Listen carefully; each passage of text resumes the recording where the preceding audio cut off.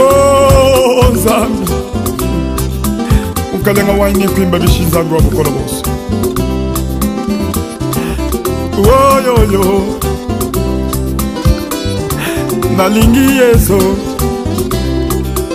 Oyo tango ya bikamwa Oyo tango ya kolele. Shalom peuple de Dieu.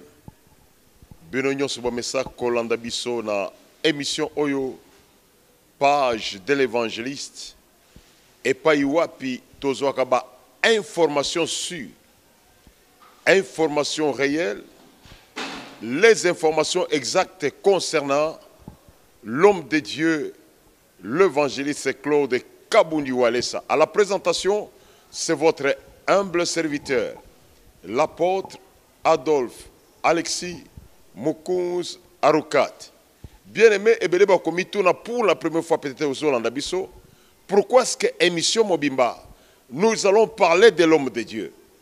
Parce que vous aimez les Écritures, nous aimons les Écritures. Namakomi, il y a 2 Timothée, chapitre 1er, verset 8. Paul fait une recommandation à Timothée. Ayebisi ete bisika nyoso oko sakola sangomalam. Ya kolo Yesu kobo sanate. Koyoka sonite. Na français lobi, n'ayez pas honte de parler de moi son serviteur. Koyoka sonite ya kolberanga mosalinaye.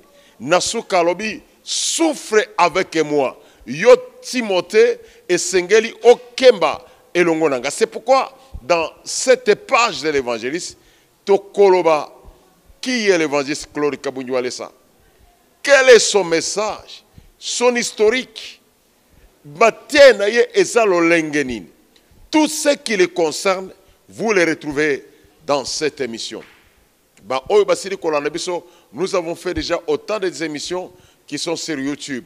Même au Kolomalelo, nous allons parler de l'évangéliste Claude Kabundi Walesa comme étant une école de l'humilité et une école de la simplicité. Azali école il y a humilité, pe école il y a simplicité.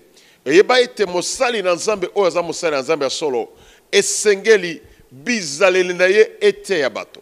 Ba action na ye ete ya bato. Elobeli na ye ete ya bato. Comportement na ye ete ya bato. Efandeli na ye ete ya bato. Donc il est un enseignement vivant.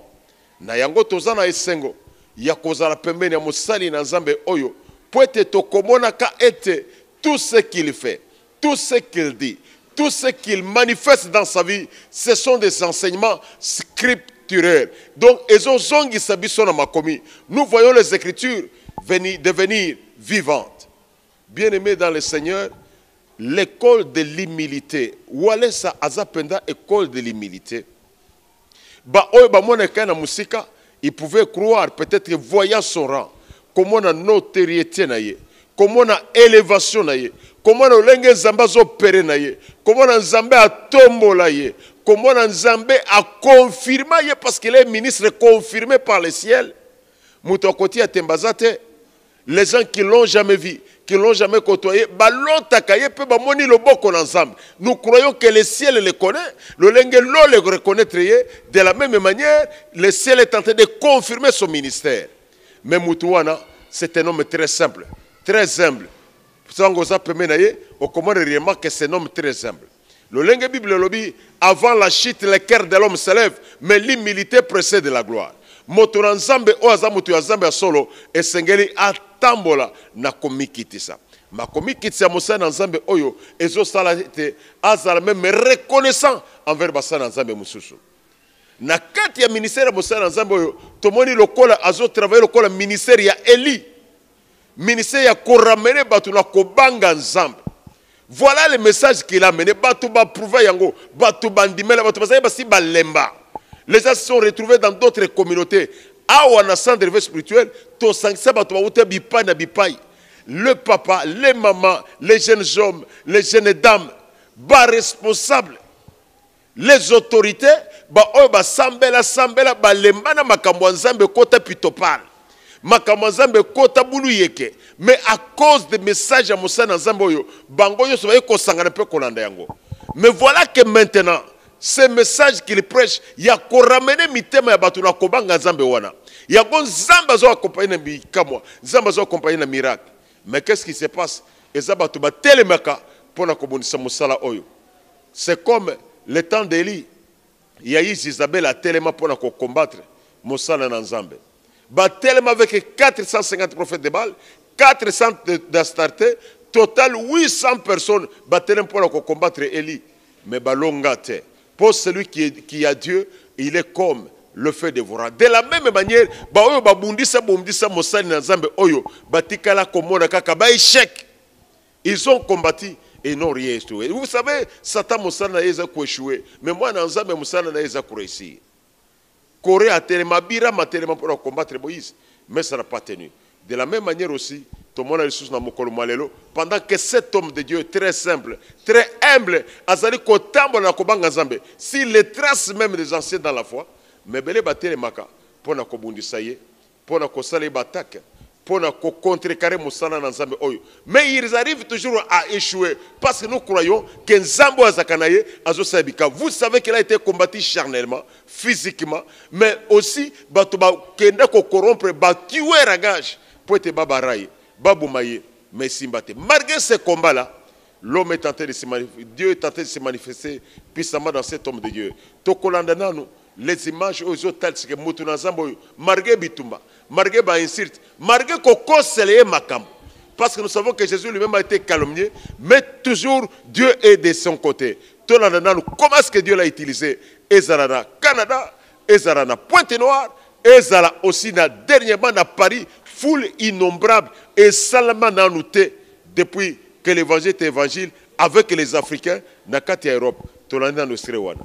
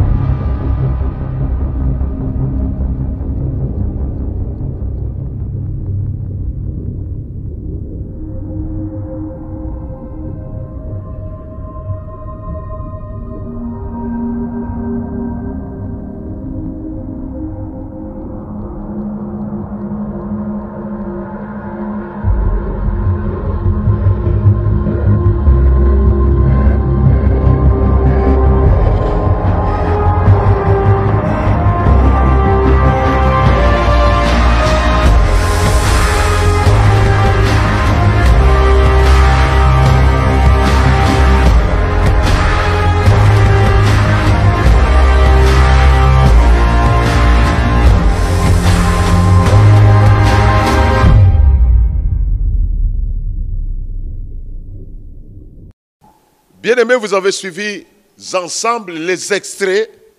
Il y a comment Dieu est tenté d'utiliser cet homme de Dieu. Comment est-ce que Dieu est tenté de défendre le ministère de Moussali ensemble. Moussala oyo tozo vivre na kati ya Congo. Moussala oyo tozo mona na kati ya République démocratique du Congo. Et tel c'est que c'est un homme de Dieu confirmé, élevé. Mokili Mobimba Endima y reconnaître. Mais regardez que cet homme est toujours très simple. Très humble. Il croit au ministère de Baninga Moussous. Même dans cette église, on commande que les témoigner ce qu'il y a dans l'église catholique. Combien de l'église catholique? Mais elle, lui, il n'a jamais attiqué l'église à mon côté. Attiqué la Moussala ensemble à mon côté. Depuis que je suis à son côté, il respecte Moussala ensemble. Et après, c'est qu'il libère même Moussala ensemble. Il a cette reconnaissance-là. C'est ce que nous avons vu même dans les apôtres anciens. Il y a humilité, il y a reconnaissance. Nous allons vivre encore une image qui est trop intéressante pour n'importe comment. Et cette image s'est passée dans Mia. Et ça, dans Mbujima, dans Ngomba Moko, et pas Iwapi, Batuya, centre d'évangélisation charismatique, et sa communauté, et pas Iwapi Moussa Nzambe, Abimaka, Abana Kosamba Kuna, où il reconnaît toujours son père spirituel. Kabamba Chunza. Oyo ayebi a reconnaître toujours qu'il est son père spirituel. Malgré que lui est élevé, ayebani mokili mobimba, son père spirituel ayebani mokili mobimba te, mais lui reconnaît toujours à cet homme-là comme tatana ya molimo. Nani akoki kosala likambo ya bongo, soki azana molimo na nzambe te. Yo oza déjà élevé, reconnu mondialement, aucun de reconnaître moto oza reconnu localement. Okondi mango to kobanda kobomba, ya les gens même basa na honte, na soni ya kolekisa père na ye dans la foi. Mais tant que Moussa Nzamboyo a reconnaître père naïe dans la foi, malgré qu'il est à l'intérieur, lui dans la capitale, a reconnaître Akaye. Vous verrez que na chair naïe, atiba kiti, kiti o yamuke, et ça o yafandaka. Mais kiti o yamunene wana, c'est là où s'asseye son père spirituel. Atika na kiti wana, atika loko fanda ngona, kiti o bozomo na munene wana. Trône ya munene wana nde bisika wapi papa na mwimo aya kofanda soka azate mutu afanda kakuna te. Quelle humilité, quelle reconnaissance. C'est pourquoi nous disons que c'est une école. Azali enseignement mobimba, azali bibliothèque mobimba. Ya komone la image ya bonzambe, image ya ministère. Et c'est ce que tant que il s'est déplacé pour qu'il ait participé à l'Osambo wana. Tant que na l'Osambo esili, pembeni ya miye wana eza na ngomba mususu.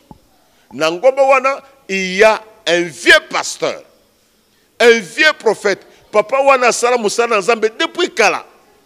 Mais il est arrivé que malgré musana nzambe sala kawana, il était malheureux, pauvre, misérable.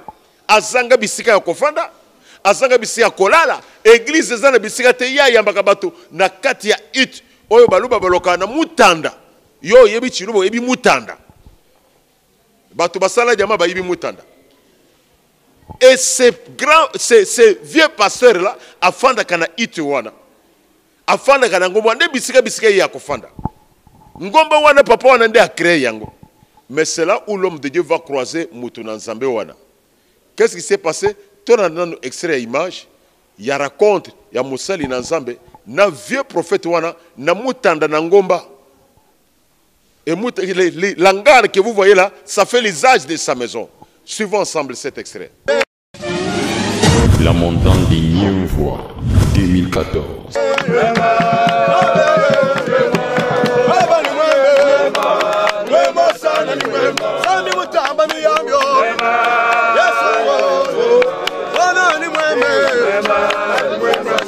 Alléluia, Yesu ni mweme. Yesu ni mweme.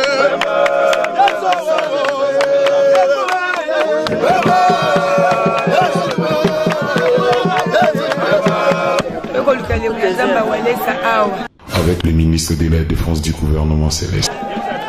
Otimia, Eurosukisa Awa, Lelo Ndesuka, Kozonga victoire. Niemvois. La montagne des Niemvois, 2014. ntina ya kokutana na nzambe ya walesa namoni oyo asalaka mpona bana bato namoni oyo sacrifice asalaka mpo ndenge toyi na ngomba ye moko ayebi ngombo sekamatakana namoni difficile mais nzambe apambola mpeza nakanisiki nzambe ya walesa bapesa bareponse na nyonso toyawa oyo ezotomisabisa. Avec le ministre de la Défense du gouvernement céleste. Nauti Belgique kuna pensa. Nauti Belgique na Kinshasa na Mbushimai tozinzela bango. La montante des Niemvois 2014. Kombo nanga papa Willy Mbuyamba. Naena ngomba Olandi Pasteur Walesa na Kinshasa. Tuyi kusambela nzambe. Koluka charisme oyo papa Walesa zalaka na ça la même chose que lui. Avec le ministre de la Défense du gouvernement céleste, l'évangéliste Claude Kaboulou Alice. Esili, oyo tolongi esili, pona nzamba Kaboulou Alice oyo, esili. La montante des Niemvois 2014. Avec le ministre de la Défense du gouvernement céleste, l'évangéliste Claude.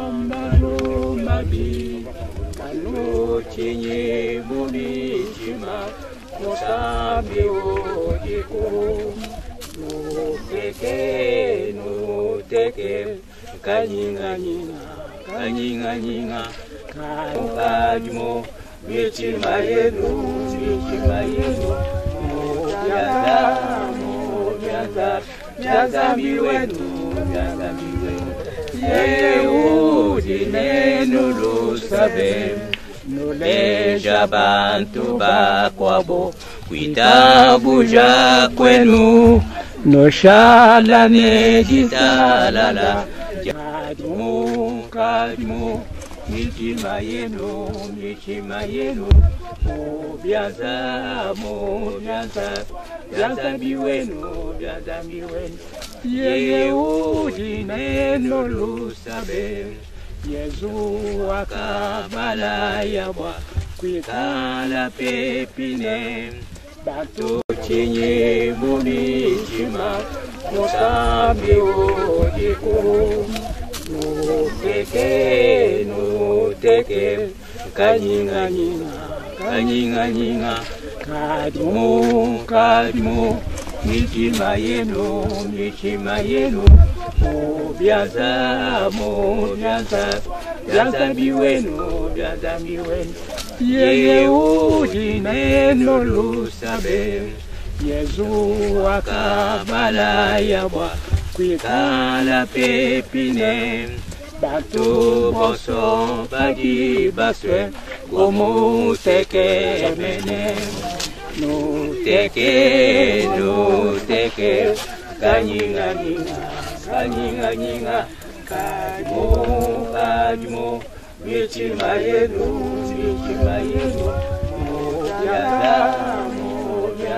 Mubyaza biwenu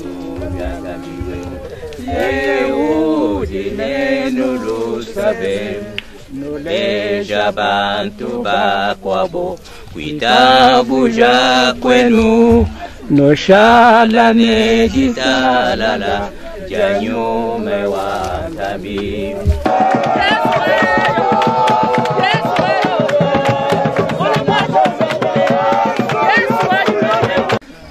Ndako no ezali wapi? Musubwebo dipengi. Na bakwa bo. Ndako no ezali ya matiti bien ya tol. Musubwebo ngwansona nyuma gilata. Wansona. Ndako nangeze ya matiti ya esobe. Ezali ya bino nyonso ezaka ya mabele. Musubwe nyonso jano ya bulabani. Combien de chambres? Musubwidi nga bibamba lubidi nga munda. Mishubidi. Mweba muji wa kuna atila. Bambeli bibiti. Kwe bankwe, mashina to afika koko. Mutu ke koma tie pana yo. Dushika. Eza zela mbujimai. Njira mbujimai. Bolongo kuna oyena ngomba. Mwabe usitetu membu bahanda mkunyo. Azo batenga na pasoli ngomba oyo. Alibia salaki zamba ye mutu pasoli awa na ngomba. Komo no nani? Daniel. Kabia Daniel. Osambele kalo, misambele kala. Kala. Dial monte. Vous avez quel âge, Vini Bijumbi? Il me lève depuis 30 ans. Na botami depuis 1930. Aïe, il peut baner na bangote. Non, non, ça 1930. Est-ce que mon papa n'a pas fait 1930. Il m'a dit bois loin tato wa fumu 39. 84. Sambu di melo jana wuju deja bwani. Zambi di buita bu mo bane bantu bosu bani bari basanga le munzi. Zembo nazali koyembe zo mi kala bamu mo bantu bo. Batu nyonso baza osambela ngai baza la bomoko. Vous en la division te. Nako bosu basambela ba kala bana ba mukele bosu. To kalere mo kutafulo kanga na to. Buka bwana te boza la bomoko. Nako bemba kaya nzambi di mufuga mudi mai mo kwa mo. Ngai moko nzambo na kela bino nde na yebi. Yemba siko kama nzembo. Yimba kamsam. Yesu akalopa buloba bwakusungila batu boso yeye mudi njila ni bushua ne moyo wachendelela mawe chazami wanyi omfalusa ufa kokutuse umwikidila mibiyanyi ya moba ongipa chila satana nzambi wanyi ontu mina nyuma mwipe Chene byanyi ne bukole, chene bukole we bwa kujenze la malu onso abablo. Memelindo ba nsambi tatu wani wa mudu. Atu mina nyuma mwimpe. Mawe chanzami wanyi womfalo se. Wofa gogo se, umwiki la mibiyanyi ya mobat. Ongipa chila satana nzambi wanyi. Otu mina nyuma mwimpe. Loi bon sotu ya kudi Yesu we wodi jila de bushwa yeye wodi moyo watendelela wabita buja kakufishi bobundu siko biso nyonso tokofukama papa bakosambela mpona biso epuis soki tokei na Kinshasa tokoya mbongo esi boza suna to bambongo te moto akoloka $50 hein tosangisi po hein biso tokosala tu tokotinda papa nkanko alesa ba place bazali po babongisela bango bandako na bango batya batole amen epuis totyele na nsima na kati ya ndako tokosomba basaka nsima batye na kati ya ndako epuis totyele bango batole siko bino nyonso na ngai tofukami babonde mpona biso tokopesa nzambe merci et par après tokosala tout po bapapa oyo balata bien balata bien balata su bilamba boye te Alléluia, alléluia, alléluia, alléluia, alléluia, alléluia, alléluia, alléluia, alléluia, alléluia, alléluia, alléluia, alléluia, alléluia, alléluia. Faut débrouiller ça, les nzambe te. Faut débrouiller ça. Alléluia. Faut le kabilamba, ça va bilamba tika. Ça va bilamba kitoko. Ya ba mama, ya ba papa. Basi na bango balata. Bango balata. Tokotala ba sapato na bango bakoluka balata. Na ba kechi tokosomba. Bakolata cravate. Amen. Soki esali ke toko dizembo papa oya na Kinshasa. Akoya na Kinshasa. Akoya na Kinshasa. Oh, topé sans âme merci. Béni soit ton sang, béni soit ton serment. Jésus, tu es éternel.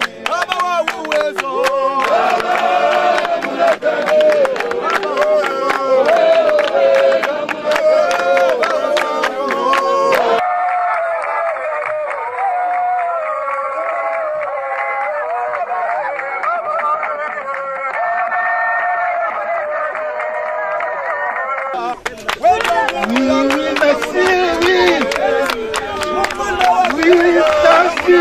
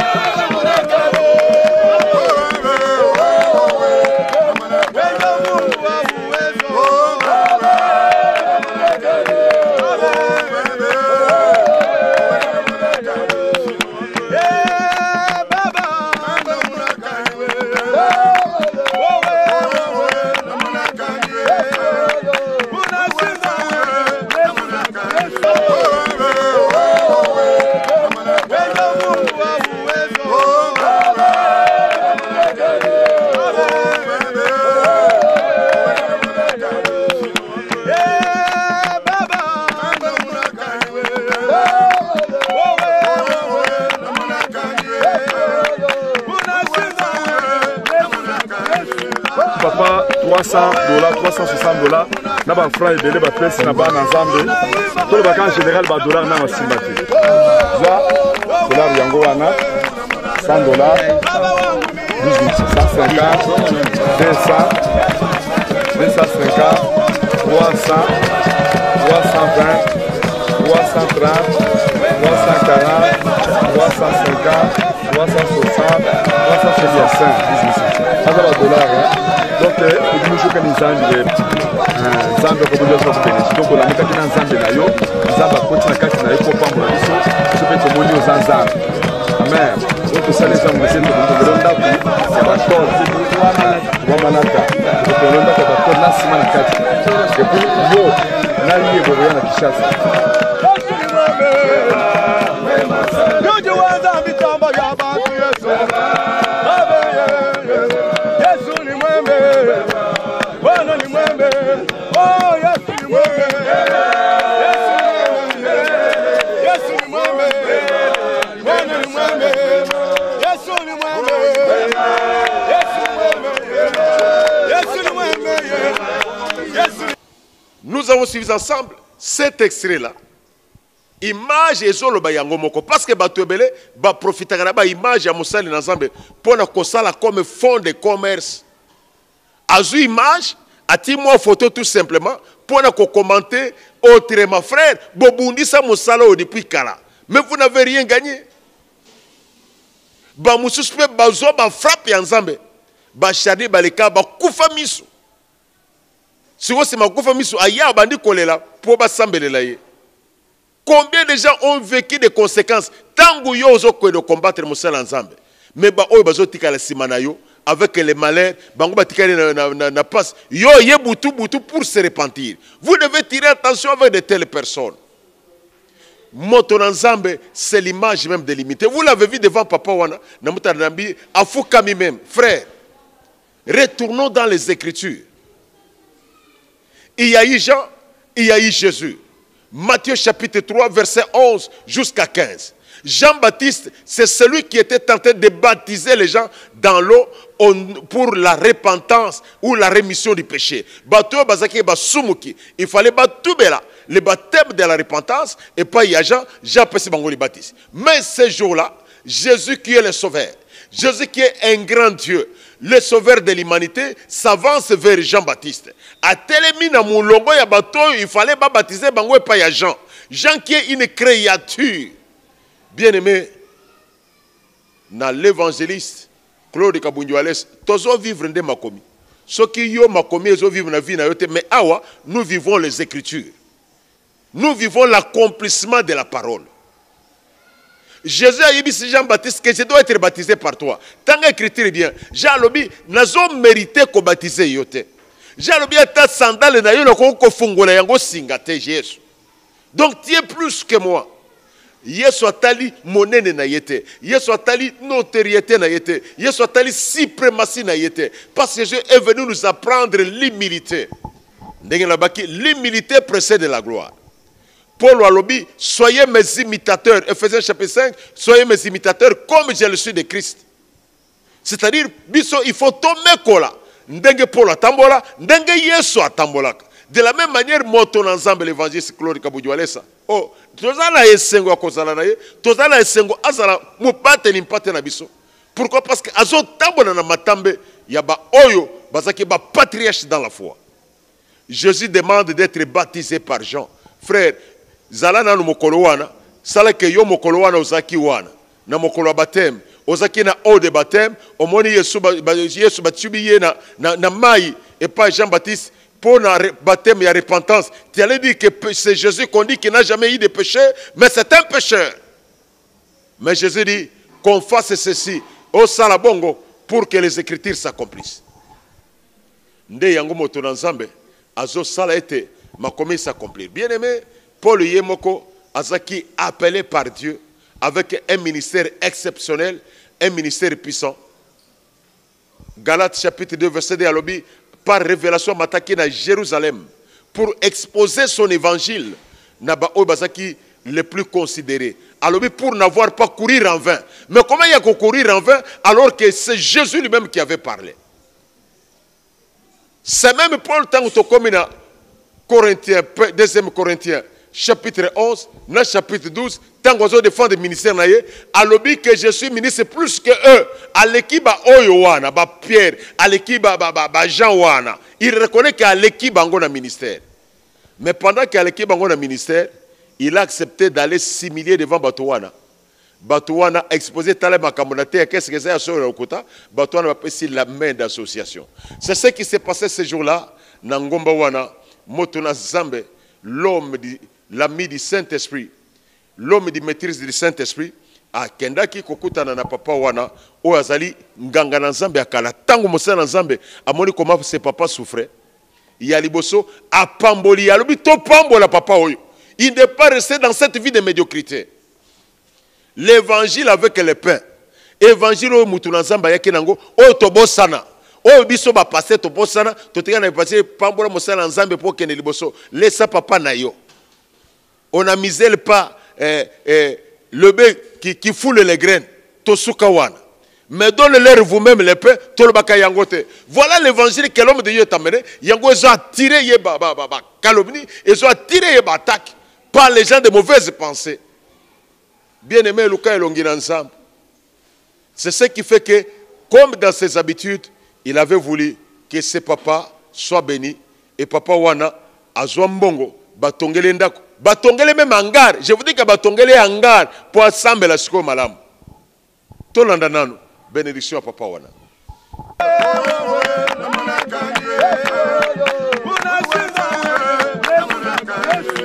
Papa, $300, $360, na ba franc et délai ba pèse na ba ensemble. Tout le vacances général ba dollar na masimbati. Za dollar yango wa 365. Ça va dollar. Donc il nous faut que nous ensemble Zamba ko bojo so bénédiction. Donc on a mis na Zamba na yo, Zamba ko tina kati na yo ko pambo na biso, so pe ko moni ozanza. Amen. Donc ça les hommes de cette ronda c'est pas tort. Bon manaka. Donc ronda c'est pas tort. Bwana ni mwembe, oh Yesu ni mwembe, Yesu ni mwembe, Bwana ni mwembe, Yesu ni mwembe, Yesu ni mwembe, Yesu ni mwembe, Yesu ni mwembe, oh wabe. La montagne des Niemvois, 2014. Bien aimé, vous avez suivi Ndenge Mosali Nanzambe à Pambola Papa Wana. Je vous dis que Moussa Nanzamba Zaki est mon côté. Dans sa délégation, cette délégation qui se trouve dans Ngomba Wana, il y a des serviteurs de Dieu. Bah, serviteurs de Dieu, Minen Bazali Yawa. Na Katia Kinshasa, Bazana ministère na Katia Kinshasa, ils sont entrés dans cet accompagnement à Moussa Nanzamba. Il y a des gens qui sont venus de diaspora. Batouba Ota Kapoto, Bazana délégation Wana. Il y a des intercesseurs au Bassamba à Moussa Nanzamba, Bazana délégation Wana. Mais si on pouvait faire une cérémonie, il fallait ça en coucou et non pas au vie et au-dessus de tout le monde. Mais Motonanzambe, lokola un enseignant, lokola coach, lokola encadreur, il a voulu qu'on l'accepte. Mais bana oyazo formé, ba ministre oyazo formé, que boza na komi kitisa, ata konzambe tomoli bino, bomi kitisaka devant les gens qui vous ont précédé dans le ministère.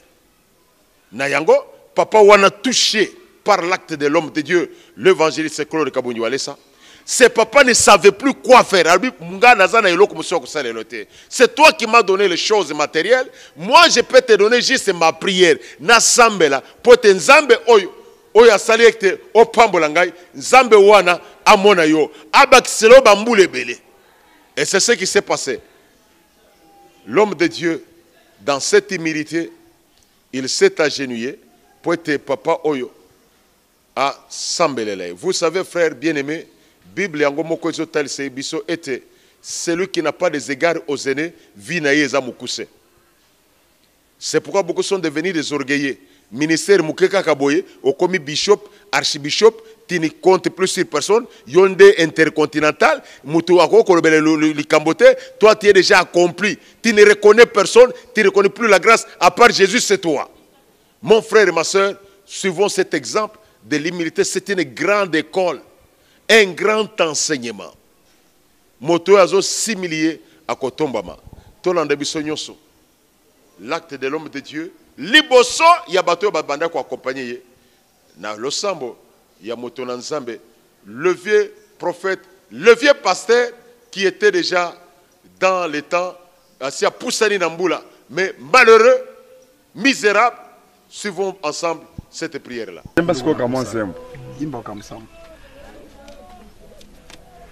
Yezwa talopa buloba bwakusungila batu boso yeye mudi njila ne bushwa ne moyo wachemelela mawe shazami wanyi omfalusa ufa kokutse umwekidila mibiyanyi ya moba ongipa chila satana nzambe wanyi ontu mina nyuma mwipe chene byanyi ne bukole we bwa kudyenzela malu onso ababula memelindo ba nzambi tatu wanyi wa mudu atu mina nyuma mwipe mawe shazami wanyi omfaluse ufa kokutse umwekidila mibiyanyi ya moba ongipa chila satana nzambi wanyi ontu mina nyuma mwipe loi bon sotu ya kudi Yesu we wodi jila ne bushwa yeye wodi moyo wa chendelela wabita buja takufishi bobundu sikoyo biso nyonso tokofukama papa bakosambela mpona biso epuis soki tokei na Kinshasa tokoya mbongo esi boza suna tobambongo te moto na moto akoloka $50 tosangisi po biso tokosala tu tokotinda papa nkanko alesa baplace bazali po babongisela bango bandako na bango batya batole amen epuis totyele na nsima na kati ya ndako tokosomba basaka nsima batie na kati ya ndako epuis totyela bango batole sikoyo bino nyonso na ngai tofukami babonde mpona biso tokopesa nzambe merci et par après tokosala tout po bapapa oyo balata bien balata bien balata su bilamba boye te Alléluia, alléluia, alléluia, alléluia, alléluia, alléluia, alléluia, alléluia, alléluia, alléluia, alléluia, alléluia, alléluia, alléluia. Pour débrouiller sans les nzambe te. Pour débrouiller sans alléluia. Pour le kabilamba, ça va bilamba tika. Ça va bilamba kitoko. Ya ba mama, ya ba papa. Basi na bango balata tokosala basapatu na bango bakoluka balata na baketi tokosomba bakolata cravate amen soki esali ke tokotize mbongo papa oyo aye na Kinshasa akoya na Kinshasa oh topesa nzambe merci. Béni soit ton sang, béni soit ton serment, Jésus, tu es éternel.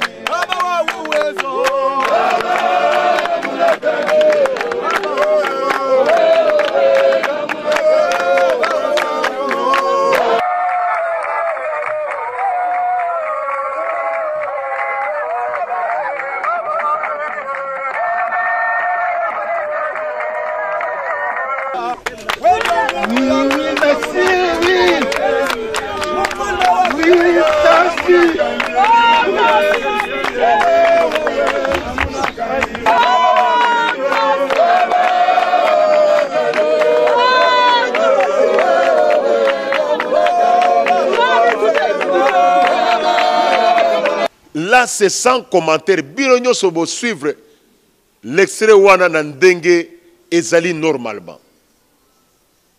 Ebele basala makita pona ko détruire musala oyo. Ça n'a pas commencé aujourd'hui. Boza ebele bosi bolembana. Mais nous vous disons bokoma lisusu ebele. Bosala ba groupe ba communauté bokoma ebele. Et nous vous disons que Jésus va vous confondre.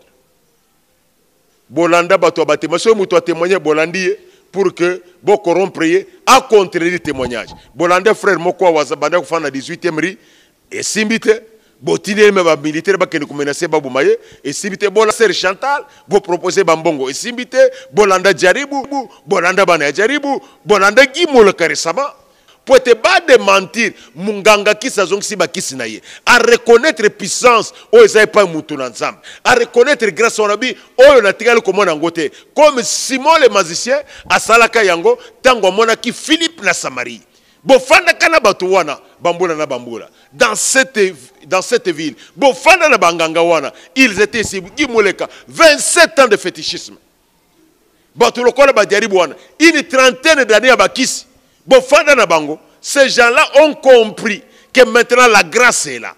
Oh, et l'équipe puissante d'Abisso et pas yop toko ko se confier. Mais motema mabe yanini. Mon frère motema mabe yanini o milobi koza mosali ensemble. Motema mabe yanini. C'est pourquoi nous vous disons bo sale sous ma kitebele. Suite na bino libungu tulu zéro. Luvunu bokolo ngate. Bien-aimés dans le Seigneur, même Batou Bolanda Kabango, je vous dis, tirez beaucoup d'attention, parce que souvenez-vous de l'histoire de Myriam et Aaron. Aaron a induit Myriam en erreur, Aaron c'est un serviteur, il a induit Myriam en erreur, Myriam a joué malade Mbala. Et bien, Koko Sabino Boti Kaliba malheureux, maudit, condamné, sous la malédiction, Boutou Bazo et le sous-sepa et Moussa ensemble, Kosenga Bolimis, Baza et Belé. Parce que par sa grâce, Alinga Kolobate, Alinga Koyanolate, Bissomo Konde toujours se permettre qu'on se tout éclairer, bas faible. Parce qu'il y a des faibles. Mais s'il n'y a pas de faibles, nous ne pouvons rien faire. Ils arrivent nuitamment à Yokosenga Bolimbisi. A moni frappe Nzamba Sengi Bolimbisi. Mais yo Mutolanda qui est au Tikali na position wana, au Tikali na Bilakeli wana. Tout ce que vous pouvez faire sur le Moni Mutobongo, Bengana ye, tu n'as pas mal fait. Parce que suite na bango, il vient kotubela. Tango bayaka bosakana bangote. Et vous êtes nombreux. Ba mususu bazwa ba délivrance ozala kindoki. Ba dériver yo, ba sambelo mongu yo muke wana wale se côté pa na yo, obando côté ya mutu loboko akwai, tu te vois maintenant t'es puissant. Tu combats celui qui t'a donné la grâce. Et tu ne reconnais même pas cette grâce-là. Bien-aimé dans le Seigneur, Yebaite Mosali Nanzambe Oyo atangisi biso humilité, atangisi biso simplicité. C'est ce que nous devons reconnaître de cet homme de Dieu. Ebele babundisa mais balonga na bangote. Nous savons que celui qui a Dieu, il finit toujours par triompher. Ce soir, nous sommes arrivés pratiquement à la fin de notre tranche. To komina soka tranche ya mission na biso, soko zana mutuna numéro na biso zoleka na se petit écran na biso, okotuna biso mutuna, nous allons te répondre. Et nous avons la Bible parce que nous savons que nous sommes dans la Bible, parce que nous savons que nous faisons les pratiques bibliques, c'est pourquoi nous sommes contents. Moussa Nanzambe Oyo asaka ba pratique Oyo magique te, asaka ba cérémonie te. Les grands problèmes que vous devez comprendre, c'est que Mutuna Nzambe, quand il vient avec un vent nouveau.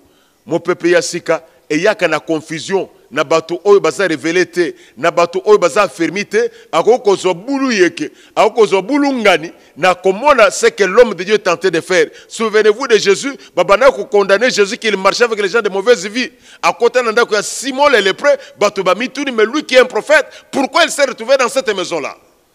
Na ba même pharisien bazali nanu.